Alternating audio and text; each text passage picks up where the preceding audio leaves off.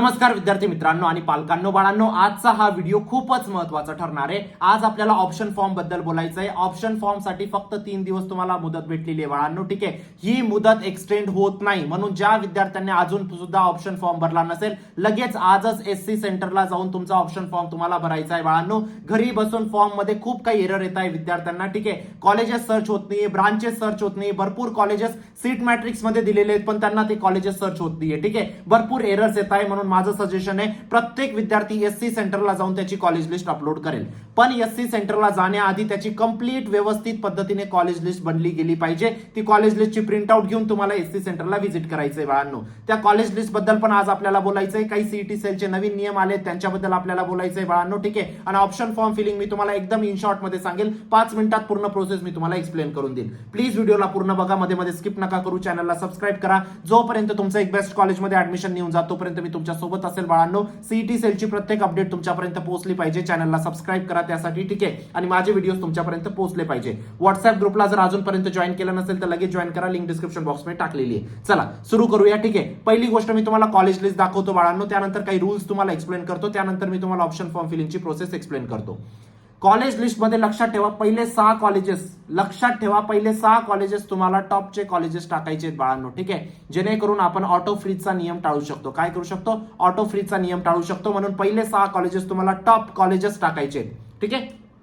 आता पहिल्या 6 कॉलेजेसमध्ये टॉपचे कोणतेही असू शकतात, COEP, VJTI, PICT, Walchand, Sardar Patel, तुमचं विश्वकर्मा इन्स्टिट्यूट, व्हीआयटी झालं तुमचं, ठीक आहे। आता हे पहिले 6 कॉलेजेस आहेत, तुम्ही एकच कॉलेजचे 6 ऑप्शन जरी टाकले तरी तुम्ही सेफ रिजन मध्ये। फॉर एक्झाम्पल सीओईपीचं CS, AI, mechanical, civil, electrical जे पण तुम्ही टाकून दिले पहिले 6 ऑप्शन तरी चालेल, पण पहिले 6 ऑप्शन तुम्हाला टॉपचे टाकायचे आहेत बाळांनो, जेणेकरून आपलं ऑटो फ्रीज होणार नाही। ऑटो फ्रीजचा काय नियम असतो है ना, पहिल्या राऊंड मध्ये जर पहिल्याच नंबरचं कॉलेज लागलं तर ते तुमचं ऑटो बुक होऊन जातं, म्हणजे तुम्हाला कॅप राऊंड मध्ये पुढे खेळता येत नाही, ठीक आहे। त्यानंतर दुसऱ्या राऊंड मध्ये पहिल्या 3 पैकी कोणतेही लागलं तर ते ऑटो बुक होऊन जातं, ऑटो फ्रीज होऊन जातं बाळांनो, पुढे तुम्हाला खेळता येत नाही। तिसऱ्या राऊंड मध्ये पहिल्या 6 पैकी कोणतेही ऑटो फ्रीज झालं तर ते तुमचं कोणतेही लागलं तर ते ऑटो फ्रीज होऊन जातं। म्हणून काय करतो आपण, पहिले 6 कॉलेजेस आपण टॉपचे टाकून देतो, जेणेकरून आपण सगळे राऊंड्स खेळू शकतो, ठीक आहे। आता भरपूर विद्यार्थी ही मिस्टेक करतात की पहिले 6 कॉलेजेस ते टॉपचे नाही टाकत आणि त्यामुळे त्यांचं ऑटो फ्रीज होऊन जातं, ते कॅप राऊंडच्या बाहेर निघून जातात। ही चूक तुम्हाला नाही करायची, ठीक आहे। पहिला नियम समजला कॉलेज लिस्टचा, ठीक आहे। दुसरा नियम,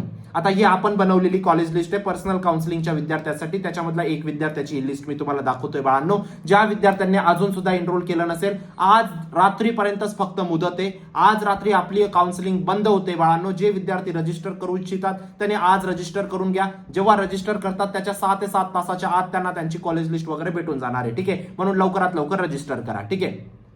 तर आता हे विद्यार्थ्याचं नाव, नंबर, ठीक आहे। त्यानंतर जेंडर, एमएसटी सीईटीचे पर्सेंटाइल किती आहेत, 97.91, जेईई मेनचे पर्सेंटाइल आहेत 95, ठीक आहे। आता इथं आपण या दोघांपैकी कोणतं कन्सिडर करणार आहोत, इथं आपण एमएसटी सीईटी जनरली कन्सिडर करू का, कारण एमएसटी सीईटी मध्ये जास्त आहेत। प्लस जर विद्यार्थ्याची कॅटेगरी जर ओबीसी किंवा एससी एसटी राहिली असती तर ऑब्व्हियसली आपण एमएसटी सीईटीच कन्सिडर केलं असतं, ठीक आहे। जरी जेईचं तुमचं त्याचे पर्सेंटाइल चांगले आहेत, पण जेईचा 85% सीट्स कशाला रिझर्व्ह असतात बाळांनो, सीईटीच्या बेसिसवरती, आणि 15% सीट रिझर्व्ह असतात तुमच्या जेईच्या बेसिसवरती, म्हणून या केसमध्ये आपण जास्त प्राधान्य सीईटीला देणार आहे, ठीक आहे।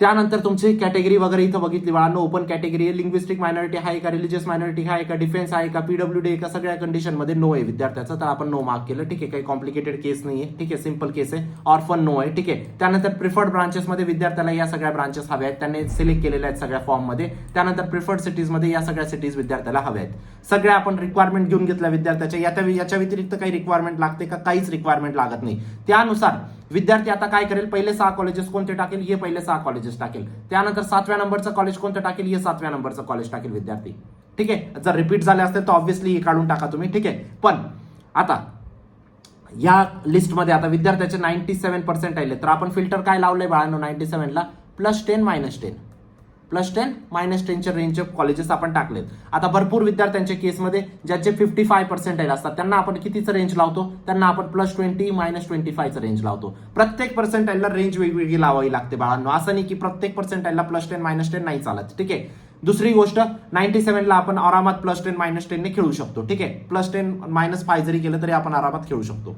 आता या विद्यार्थ्याला पहिलं काय लागलं तर व्हीजीटीआयचं कम्प्युटर इंजिनिअरिंग, त्यानंतर व्हीजीटीआयचं आयटी, त्यानंतर तिसऱ्या नंबरचं कॉलेज कोणतं टाकलं आपण, सीओईपीचं CS. आता भरपूर विद्यार्थी म्हणतात की सर तुम्ही VGTIचं कम्प्युटर आधी टाकलं, VGTIचं IT आधी टाकलं, त्यानंतर कम्प्युटरचं CS का टाकलं?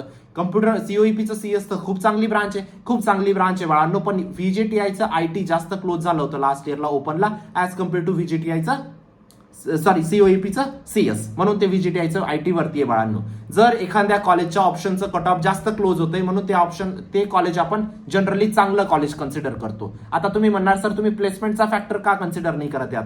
प्लेसमेंटचा फॅक्टर कुठंच ऑफिशियली डिक्लेअर नसतो. कॉलेज आपल्या वेबसाईटवरती ऑफिशियली टाकतो की आमची ही प्लेसमेंट आहे, ती व्हेरीफाय केलेली आहे का CET सेलने. आता तुम्हाला काही कॉलेजेसचे नावं नाही घेणार, त्यांच्या कॉलेजेसमध्ये 4 लाखाचं सुद्धा ॲव्हरेज पॅकेज नाही, त्यांच्या वेबसाईटवरती 10 लाख ॲव्हरेज पॅकेज मेन्शन केलेलं आहे. प्रत्येक वेबसाईट इन्फ्लेटेड आहे, प्लेसमेंट त्या भ्रमात नका पडू. ठीक आहे, आपल्याला कोणतं कॉलेज चांगलं हे कशाने डिसाईड करू आपण? ज्या कॉलेजचं कट ऑफ जास्त जातं ते कॉलेज चांगलं आपण हेच कन्सिडर करणार आहोत बाळांनो, कारण तोच आपल्याकडे ऑफिशियल डेटा आहे CET सेलचा. प्लेसमेंटचा official data CET cell publish नाही करत कधी, है ना.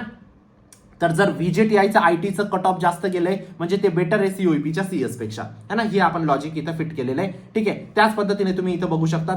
आता सरदार पटेल SPITचं CS का वरती टाकलंय, COEP सारखं कॉलेज तुम्ही SPITच्या खाली टाकलं सर, हा पण क्वेश्चन विद्यार्थ्यांचा येतो. पण इथं पण लक्षात घ्या बाळांनो, COEPचं ENTC इज मच SPITचं computer science is much better than COEPचं ENTC. COEPचं ENTC कुठे बाळांनो, SPITचं कम्प्युटर सायन्स कुठे? याचा हायेस्ट पॅकेज 55 लाख रुपये गेलेले वाटतं, है ना, 38 का 55 लाख रुपये. ठीक आहे, याचा हायेस्ट पॅकेज 18 का 19 लाख रुपये गेलेले ENTCचं.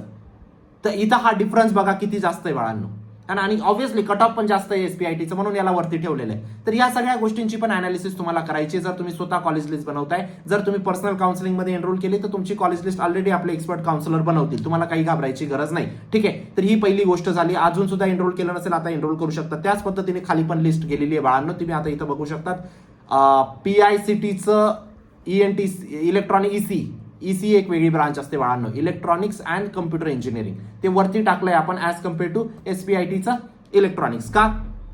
याचं कट ऑफ हाय गेलेलं आहे बाळांनो, आणि ऑब्व्हियसली कॉलेज चांगलं आहे SPITच्या ENTC पेक्षा PICTचं ENTC चांगलं आहे. तर कॉलेज लिस्ट अशा पद्धतीनेच असली पाहिजे बाळांनो तुमची. ठीक आहे, भरपूर विद्यार्थ्यांना कॉलेज कोड फेच होत नाहीये, त्यांचे भरपूर विद्यार्थ्यांचे कॉलेजेसचे नावच येत नाही, ब्रांचेसचे नावच येत नाही. सर आम्ही स्वतः घरी बसून फॉर्म भरतोय. प्लीज माझी रिक्वेस्ट आहे तुम्हाला, SC सेंटरला जाऊन फॉर्म भरा बाळांनो, किंवा चांगल्या सायबर कॅफेमधून, ज्यांना या सगळ्या गोष्टी माहिती असतात, चांगल्या सायबर कॅफेमधून जाऊन फॉर्म भरा. ठीक आहे, वाटल्यास तो 200च्या जागेवर 400 घेईल, है ना, सायबर कॅफेवाला, त्याच्याकडून भरून घ्या. कारण SC सेंटरवाले पण काय आता करताय बाळांनो, SC सेंटरवाले ते कंटाळा करतात. आता विद्यार्थ्यांना आपण 200 कॉलेज 200 ऑप्शनची पण लिस्ट दिलेली आहे. का दिलेली आहे 200 ऑप्शनची लिस्ट? कारण CET सेलने 300 ऑप्शन टाकायला लावलेले. आता या विद्यार्थ्याची लिस्ट आपण किती कॉलेजेसची दिलेली माहिती? किती कॉलेजेस दिलेले आहेत या विद्यार्थ्याला आपण? मी तुम्हाला इथे दाखवतो. ऑलमोस्ट 251 कॉलेज दिलेले आहेत आपण. किती दिले? 251. आता त्याचे 97 खालचे कॉलेजेस आपण का टाकायला लावले त्या विद्यार्थ्याला? जेणेकरून खूपच कट ऑफ मध्ये अंतर पडून गेलं. बॅकअपसाठी टाकून ठेवा ना, आपल्याला काय जात आहे आपलं? ते असं थोडी आपल्याला CET सेल हे सिलेक्ट करून देणार आहे, नाही, पहिल्यापासून CET सेल सिलेक्ट करतं. खालचे टाकून ठेवा ना तुम्हाला जे लागतात ते. 300 ऑप्शन जर CET सेलने दिलेले आहेत बाळांनो, स्वतः 300 ऑप्शनचं प्रोव्हिजन CET सेलने दिलेलं आहे, मग तुम्ही का घाबरताय 200 टाकायला? टाका 200. जर SC सेंटरवाले कंटाळा करताय त्यांना सांगा आम्हाला हीच लिस्ट टाकायची, अदरवाईज तुम्ही सायबरवरून भरून घ्या बाळांनो, पण तुम्हाला लिस्ट टाकायची. आता भरपूर विद्यार्थी कॉलेज अलोकेशन मध्ये कन्फ्युज होऊन जातात. ठीक आहे, सांगतो मी तुम्हाला कॉलेज अलोकेशन कसं करायचंय. ठीक आहे, कॉलेज अलोकेशन मध्ये पण मी तुम्हाला सांगतो बाळांनो. फॉर एक्झाम्पल CET सेल काय करेल, पहिल्या नंबरचं कॉलेज विद्यार्थ्याला लागतंय का, सगळे त्याचे स्कोर करेल. जेईचा पण स्कोर चेक करेल, CETचा पण स्कोर चेक करेल, सगळे स्कोर चेक करून बघेल पहिल्या नंबरचं ऑप्शन लागतंय का, नाही लागत आहे, चला दुसऱ्यावरती जाऊया. दुसऱ्याचं लागतंय का, नाही लागत आहे, चला तिसऱ्यावर जाऊया. तिसरं लागतंय का, नाही लागत आहे, चला चौथ्यावर जाऊया. चौथं लागतंय का, मग चला बुक करा. याला काय करा, बुक करा. बुक करा म्हणजे तुम्ही फ्रीज करा किंवा फ्लोट करा, असं CET सेल तुम्हाला सांगेल, है ना. याच्या खालची लिस्ट चेक होईल का, नाही चेक होणार. सिंपल सी गोष्ट आहे. मग खाली टाकून ठेवा ना बॅकअपसाठी ऑप्शन्स. असं नाही म्हणत तिथं जायचंय आपल्याला. गोष्ट समजली? हा झाला कॉलेज लिस्टचा पार्ट. आता ऑटो फ्रीजचा पार्ट तुम्हाला समजलाय. आता ऑटो फ्रीजच्या पार्टमध्ये एक कन्फ्युजन असतं विद्यार्थ्यांना, ते कन्फ्युजन मी तुमचं दूर करतो बाळांनो आता. ठीक आहे, फॉर एक्झाम्पल तुम्ही 50 कॉलेजेसची लिस्ट टाकली आहे ना, 1 2 3 4 5 असं करून 1 ते 50 कॉलेजेसची तुम्ही लिस्ट टाकली आहे. ठीक आहे, आता एक अजून गोष्ट तुम्हाला सांगायची. भरपूर विद्यार्थी मला कॉल करण्याचा प्रयत्न करताय. 937355 6121 हा माझा नंबर आहे. भरपूर विद्यार्थी कॉल करण्याचा प्रयत्न करताय, प्लीज कॉल नका करू. प्लीज एक सुद्धा कॉल माझ्याकडनं रिसीव्ह करणं या क्षणी पॉसिबल नाहीये बाळांनो, ठीक आहे. प्लीज तुम्हाला काही जरी अडचण असतील मला व्हॉट्सअप करा, प्लीज व्हॉट्सअप करा. माझी तुम्हाला कळकळीची विनंती आहे, कॉल्स नका करू. कॉल्स रिसीव्ह करणं शक्य नाहीये या प्रसंगी, है ना. चला आता पहिल्या नंबरचं कॉलेज फॉर एक्झाम्पल तुम्ही 1 ते 50 कॉलेजेसची लिस्ट टाकली, त्याच्यामधलं फॉर एक्झाम्पल तुम्हाला 40 नंबरचं कॉलेज लागलं. नेक्स्ट राऊंडला काय होईल, 1 to 39 मध्ये चेक होईल, बरोबर.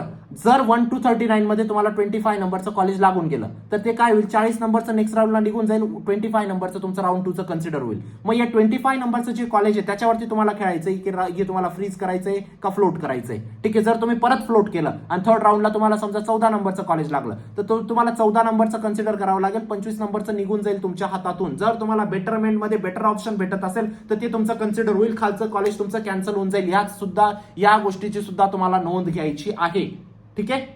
चला त्यानंतर जर तुम्ही पहिल्या राऊंडला फ्लोट करताय किंवा फ्रीज करताय, 1000 रुपये सीईटी सेलला तुम्हाला द्यायचे आहेत बाळांनो. दुसऱ्या राऊंडला परत फ्रीज फ्लोट करताय, 1000 रुपये परत द्यायचे आहेत. तिसऱ्या राऊंडला परत फ्रीज फ्लोट करताय, 1000 रुपये परत द्यायचे आहेत. म्हणजे तुमचे 3000 रुपये सीईटी सेलला जाणार आहेत जर तुम्ही सगळे राऊंड खेळतायत तर, ठीक आहे. तर हे झाले काही कॉलेज लिस्टचे नियम बाळांनो. आता पर्सनल काउन्सिलिंग मध्ये ज्या विद्यार्थ्यांनी एनरोल केलं नसेल लगेच एनरोल करा, ठीक आहे. आज लास्ट डेट आहे, आज रात्री 12 पर्यंत फक्त रजिस्ट्रेशन ऍक्सेप्ट होणार आहेत, त्यानंतर रजिस्ट्रेशन ऑफ होऊन जातील बाळांनो. लवकरात लवकर एनरोल करा, लिंक डिस्क्रिप्शन बॉक्समध्ये टाकलेली आहे, ठीक आहे. तुम्हाला एक पर्सनल काउन्सिलर सुद्धा असाइन होतील बाळांनो, तुमची कॉलेज लिस्ट वगैरे सगळ्या गोष्टी बनवायला. मी सगळे पर्सनलाइज सेशन घेतोय ऍपमध्ये तुमच्यासाठी, ठीक आहे. ऑप्शन फॉर्म कसा भरायचा, काय भरायचा, सगळ्या गोष्टी मी व्यवस्थित सांगतोय तुम्हाला, ठीक आहे. या सगळ्या गोष्टींचा तुम्हाला लाभ होईल बाळांनो. आणि फक्त तुम्हाला कॉलेज लिस्टच काम नाही बाळांनो, ठीक आहे. तुमचं आतापासून मी तुम्हाला फीचर सांगतो, आतापासून document verification, option form, cap round 1, 2, 3 ला आपण तुमच्या सोबत असू. Freeze, float, spot, institute management, scholarship, fee, सगळ्या गोष्टींना आपण तुमच्या सोबत असू. स्कॉलरशिप सुद्धा भरपूर विद्यार्थ्यांना मागच्या वर्षी 2 ते 3 लाख रुपये फीज होती बाळांनो, त्यांची फीज 0 झाली. फक्त योग्य स्कॉलरशिप त्यांना सजेस्ट केल्या आपण. नेहमी तुम्हाला पण या सगळ्या हेल्प होतील, ठीक आहे. एक पर्सनल काउन्सिलर तुमच्या सोबत असतील, कधी त्यांना कॉल करा, मेसेज करा, नेहमी ते तुम्हाला अटेंड करतील बाळांनो, ठीक आहे. जरी हाय पर्सेंटाईल असेल, जरी लो पर्सेंटाईल असेल, एक बेस्ट कॉलेज लिस्ट तुम्हाला बेस्ट कॉलेज पर्यंत पोहोचू शकेल. तुमच्या आयुष्याचा प्रश्न आहे, इथं योग्य निर्णय घ्या बाळांनो, इथं निर्णय चुकू नका. काही अडचण असेल व्हॉट्सअप करा, कॉल रिसीव्ह करणं शक्य नाही बाळांनो. मी परत विद्यार्थ्यांना सांगतोय, आता सुद्धा 1000 पेक्षा जास्त कॉल्स पेंडिंग आहेत, शक्यच नाही. कारण युट्यूबवरती सर्क्युलेटेड नंबर आहे, प्रत्येक विद्यार्थी कॉल करतो, शक्यच नाही 1000 कॉल रिसीव्ह करणं एका व्यक्तीला.